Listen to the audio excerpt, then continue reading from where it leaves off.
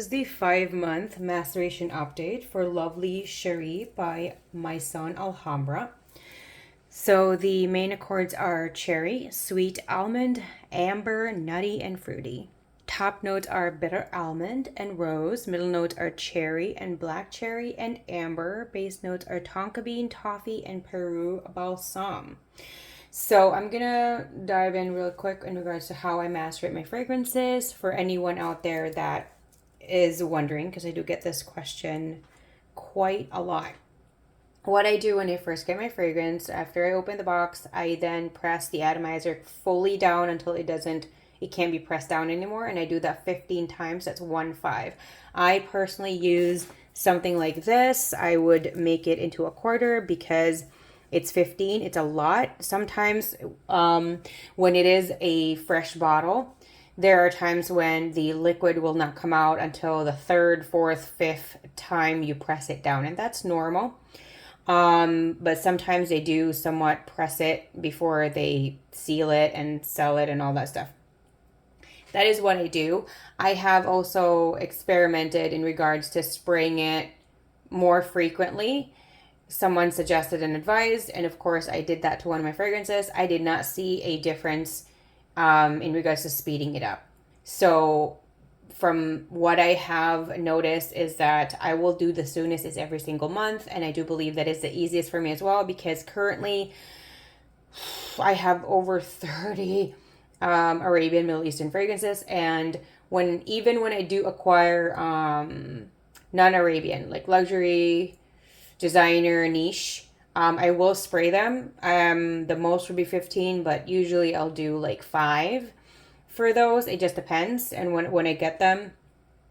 But I really focus on my maceration journey and journaling that more and taking note of that, and of course sharing it with anyone that is curious and interested. So I do 15 for these fragrances. And that is what I do, and it is every single month. I also do not advise to put any of these fragrances in the fridge or the freezer to speed it up. Patience is really our friend, as well as consistency. So that's, for me, is every single month that I do that. You don't have to do that every single month. If you don't want to, that is up to you. That is just what my journey is. And what I've noticed is it does help, and it kind of speeds up in that way. The reason I would never advise anyone to put their fragrance to macerate quicker in the freezer or the fridge is because that is too cold. And I do advise to put these fragrances, or any fragrance at all, in a cool area. However, the cool area is for living, not the fridge, not the freezer, when it is super cold. You have to be like comfortably cool. And also avoid direct heat, direct sunlight, direct natural and artificial light. That is my advice, and that is from experience and research. So that's what I do, and you can do what you want. What I have noticed, spraying it more frequently compared to once a month, there is no big difference. So I don't like to waste juice, and so I don't want to do that. Besides, I have a lot of fragrances, and I don't want my entire home to have like 30 something different fragrances every single day. It's a lot. It's overwhelming.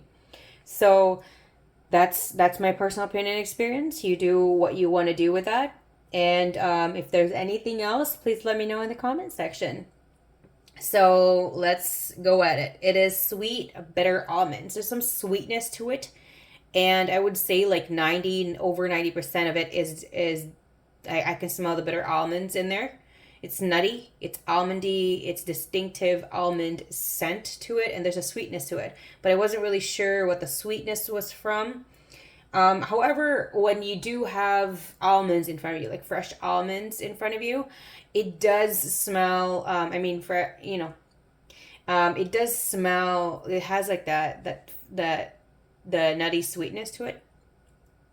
Slightly, very, very slightly, more of a hint of a sweet, soft, nutty almonds mixed with sweet, dark cherry syrup, and still has a hint of medicinal note to it. So it still does need to macerate. This medicinal note, I do think that it does need to macerate, and the medicinal note could be a combination of the amber and the Peru balsam. So it just needs to time and master, and checking up on it and spraying it once a month. I do believe that will help, because the reason for that is when you do spray, it brings up air inside the bottle, and that will help in the chemical change. And that is why there's a maceration process, and that's why it will change from before you sprayed it. So let's continue. So yeah, however, the scent of this now is very different from first sniff. So I am very happy about that, and I am very impressed that it has progressed. 2 to 3 minutes, it is intoxicating, sweet, syrupy, dark cherries, some sweetness from the toffee as well. I don't believe I ever smelled the toffee before. However, if I did and you noticed that in the previous one, let me know. This is blended well enough where it is not overpowering and not nor juvenile at all. This is a very because there's a lot of like cherry fragrances which are kind of somewhat juvenile. This is not it at all. This is ageless, timeless, someone who is like emotionally intelligent.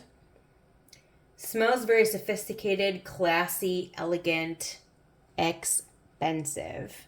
This is supposed to be inspired by Lost Cherry by Tom Ford, supposedly also a dupe or a clone of the Tom Ford Lost Cherry, and the bottle does resemble that. And here's a little information.